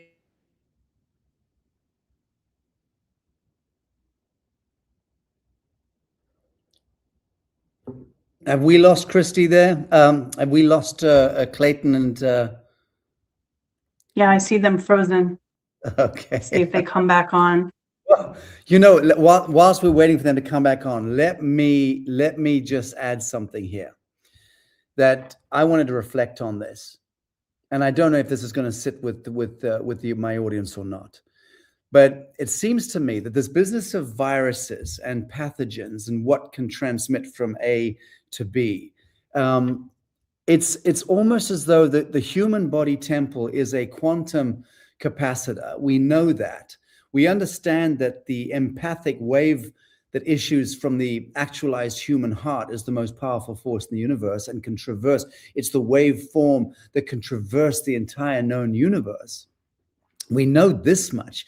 We know that through the works of Dr. Peter Garriev, to repeat myself incessantly on this subject, we know that light can carry DNA, so to speak. So the most refined linguistics, the most refined genetics can be transmitted through light. So we also know, and we're waking up to this, and I'm very much a part of this conversation with Lazarus and the work that I do, is speaking about something I've coined called stellar linguistics. The fact that as we are now activating the human body temple, and through this transmission of new emergent light, this photonic band that's impacting the galactic plane as we move into the age of Aquarius, and as this new emergent geometry of light infuses into our body temple, provided we are not contaminated with synthetic molecules, we are able to receive this emergent geometry of light. And it means we are literally having these ecstatic peak experiences are becoming available to us without taking drugs, or without having, sex, or without having anything that piques the appetites or the addictions. But we're actually allowed to participate innately, intrinsically into this new emergence of the peak experience, because we are able to read the incoming light naturally and organically. So that's the critical piece. I've been speaking about it since 2023-24, warning that 2025 was the crossing of Midsummer's Day. It's why we did the big thing in Tennessee last year. And then 2025, moving into 2026, is like that's the line. Do not cross it. We've got to be in the state of grace, this purity. We have to choose the living. We have to choose the organic. We have to choose affirmation. We have to choose the body temple. We've got to now cease and desist from allowing this third-party intervention into our bodies, because that is the last stand of the devil. It is. That's the battleground. X marks the spot, the human being. We are where the galactic battles are waging down and cascading down into this world. So this is the point. The stellar linguistics, the Alpha Centaurian, Andromedan, Pleiadian, Sirian, Venusian, Orion, all of these different, even reptilian and Zeta Reticulan, and these more grisly aspects of the meta consciousness, these extraterrestrial dimensions, these hyperdimensional planes of existence. We have all of their DNA, cosmic, galactic genetics embedded also into the human. That's the point of humanity. That's the point of Tara. That's the point of this earth plane, is that we are the ultimate receptacle of all of that information. We've been designed as God's highest creation to be able to withstand that and receive this incredible information overload, this galactic repertoire cascades down into me here now. And again, goes back to this pure truth, right action, and the geometry of the living moment. You must become the attested witness, the I am, the living witness, the living man and women of the living soil. Get off your grandiosity. Get off your fucking ego trip. Get off your performance. Tear off your godless mask. Step into the mud. Become a good human. Even become ordinary. Learn to make peace with ordinariness, so that next Tuesday may be mundane, but you're a living man, a living woman of the living soil next Tuesday, and next Wednesday, next Thursday. Learn to regulate the harmonium of just breathing, just being, drinking not the tap water, drinking the non-tap water. Just simplify the repertoire of your life into being a good human. This then is the activation point of how we become a receptacle for this incredible peak experience. We become prepared for it. What do you think it means, the meek inherit the earth? This is how the meek inherit the earth. This is the orgasmic galactic bliss peak wave that is coming. Catch it. Let's be ready to catch it. So that to me is the importance of this conversation. It's the importance of clarifying the body temple. It's the importance of taking the right nutrients and the right supplements if it comes to it. The one thing I would say is don't ever allow a needle into your body. I've never had a needle into my body, except for when in the war in Africa, they vaccinated us in the 1970s as babes. But other than that, I've never allowed a needle anywhere near me, nor would I. Unless it was some kind of trauma, and I had to get anesthetic because my limbs were detached or something. Then obviously there's very exceptional reasons why one could allow for the intervention. I've always seen the needle penetrating the skin as being a crime, the highest crime of all. And the point that for me, it's a totem of where we surrender our sovereignty. I don't know what's happened to beloved Christina Rahm and Clayton Thomas, but I think we got all the information flow out of them that we could possibly have done so. I just say this in my parting gambit. We're moving into this incredible flux now. The tribulation in that sense is upon us. I've been speaking to it for a few years, as those of you who've been watching Lazarus know. But it is a process. It's a journey. It's an odyssey. And we find ourselves here. And to repeat what I said at the beginning of this broadcast, we've got gold markets, tanking, silver markets tanking, commodities tanking. We've got in the inflationary economics fiat world tanking. We've got the crypto world tanking, even to some very, very great extent. Now we can all prognosticate and judge what that might mean in 3 weeks or 3 months from now. I'm not interested in that. I'm talking about the phenomenon that the ceiling of the Babylonian false light jurisdiction temple is being auto-destructed. It's coming down. All the pillars are coming down at the same time. That is an extraordinary thing. That means that we're all, in a sense, broke. We're all, in a sense, staring into the abyss. This is perfect. It's the perfect time for us to reconvene as good humans, living men and women of the living soil. I invite you all to continue watching the rest of this symposium as members. Thank you for being such an incredible audience. We've got a very, very big live audience today. It warms the cockles of this white African heart to know that you're there. Thank you. And I want to thank my friend Sue Wong again for letting me use one of her dining rooms in this incredible Moroccan palace where I live whenever I'm here in Hollywood. Thank you for letting me use this as my broadcasting studio. I've co-opted the entire place. Christy, I think I pretty much covered everything. want to express my gratitude to Christina, Rahm, and Clayton Thomas for coming on. Sorry to have missed you. I'll make a phone call to you later and finish our conversation there. Christy, thank you for today's Lazarus broadcast, and to the audience, toot pressed.